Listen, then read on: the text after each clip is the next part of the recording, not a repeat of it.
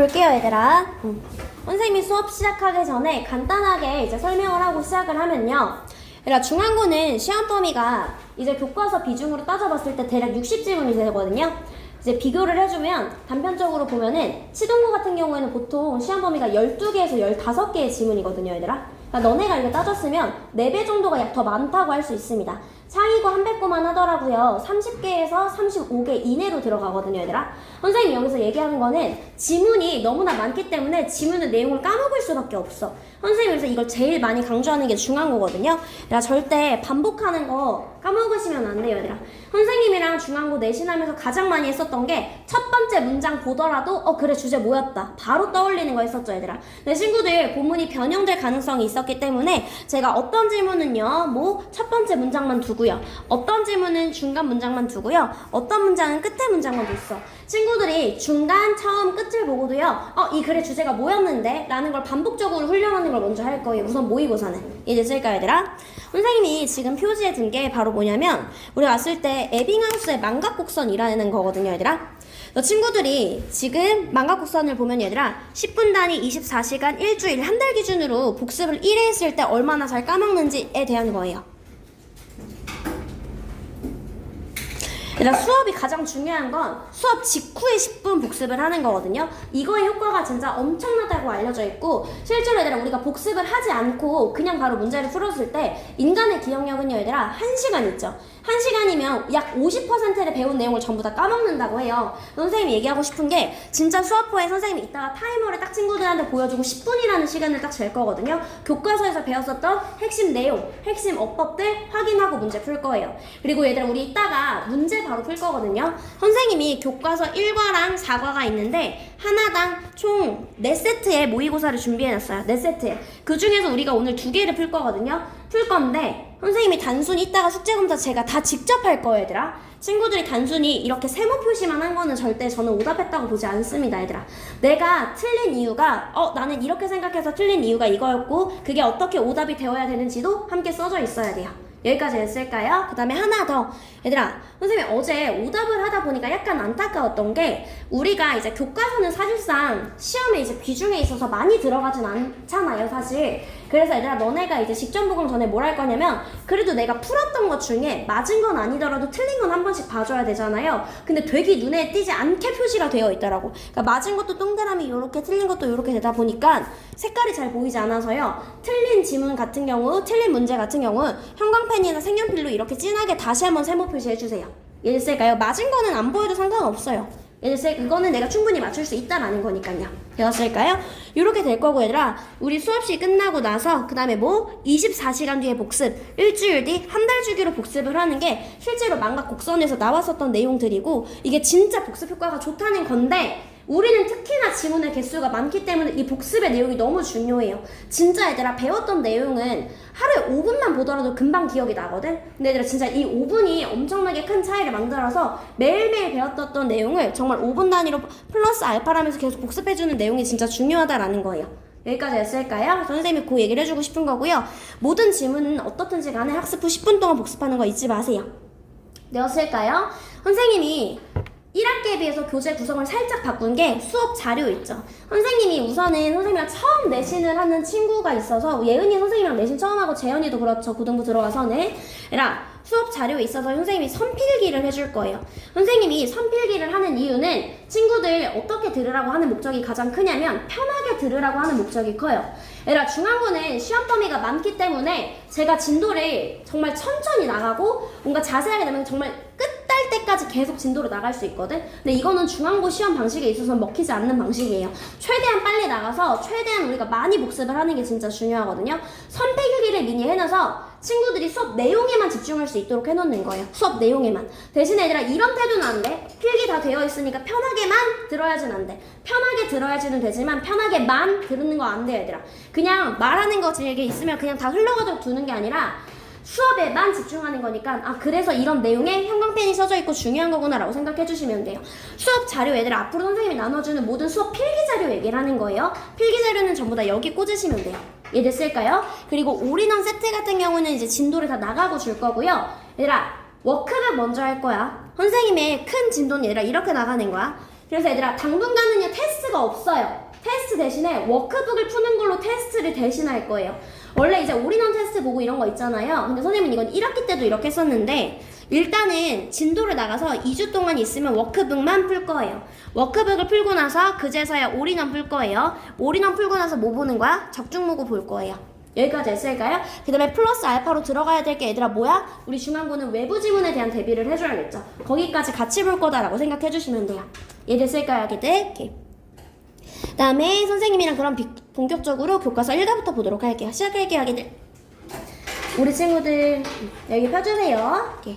첫 번째 보면 내용 자체는 얘들아 굉장히 쉽고요. 선생님이 쓰는 형광펜의 의미를 알아두면 좋을 것 같고 선생님이랑 색을 같이 맞춰줬으면 좋겠어요, 얘들아. 1학기 때부터 동일합니다, 얘들아. 1학기 때부터.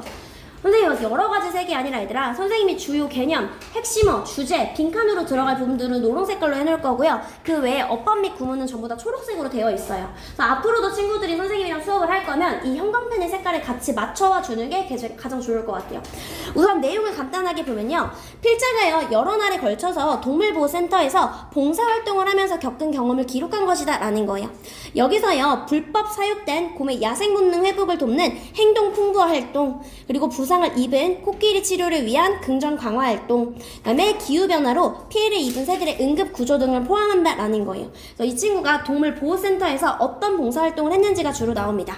그리고요 필자는 동물의 복지의 필요성과 인간이 다른 생명체와 지구를 함께 공유하는 존재임을 깨닫고요. 앞으로도 동물 보호에 적극적으로 참여하겠다는 의지를 다졌습니다 라고 해서 이게 날짜별로 진행이 됩니다. 금요일, 토요일, 일요일, 월요일 이런 식으로요. 이해됐을까요? 그래서 각 날짜에 무엇을 했는지를 봐주시면 좋을 것 같습니다.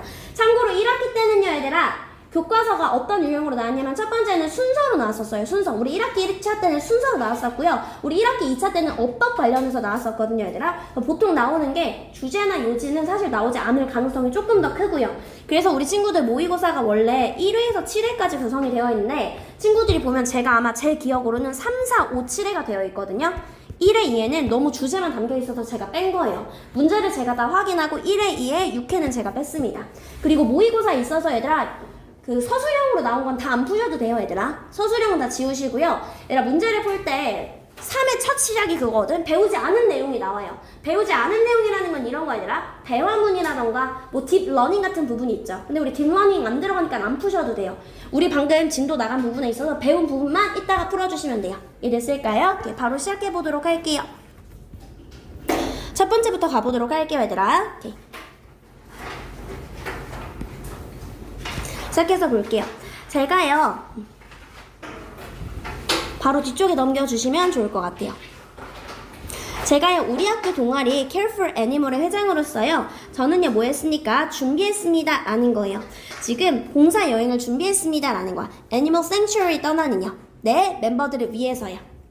그리고 이 장소는 특별하다 라는 거예요.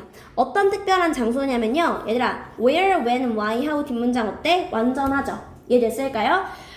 문법이기 때문에 제가 초록 색깔로 표시한 거예요. 그래서 뒷문장 완전하지 봤더니 얘들아 앞쪽에 주어를요 지금 과거 분사구 3개가 이 주어를 꾸며준다라는 거예요. 어떤 동물들이 있는 곳이냐면요 구조된, 부상당한, 내진 학대된 동물들이 지금 살 수 있는 그런 특별한 장소다라는 거예요. 안전하고 얘들아 보호 환경에 있어서요. 여기까지 했을까요? 오케이. 그리고 모든 클럽 멤버들과 저는 동의했습니다 라는 거야. that 이하라는 거슬 자리에 대신 뭐가 가능하다? 생략이 가능하다 라는 거죠. 이해됐을까요? 그리고 sanctuary는요 완벽한 장소입니다 라는 거야. 어떤 완벽한 장소냐면요 동물의 케어에 대해서 배울 수 있는 완벽한 장소입니다 라는 거예요. 분사구문입니다 얘들아. 참고로 창의고의 이번 문법 시험에서 뭐가 나왔냐면 원문은 이게 나왔어요 얘들아. 근데 본문을 변형시켜서요 원래 부사절로 다시 만들어줬거든요. 분사구문이지만 다시 부사절로 나와서 얘가 시험 문제에 나올 수도 있다라는 거예요. 이해됐을까요? 분사구문 만들 때 얘들아 첫 번째 뭐 생략?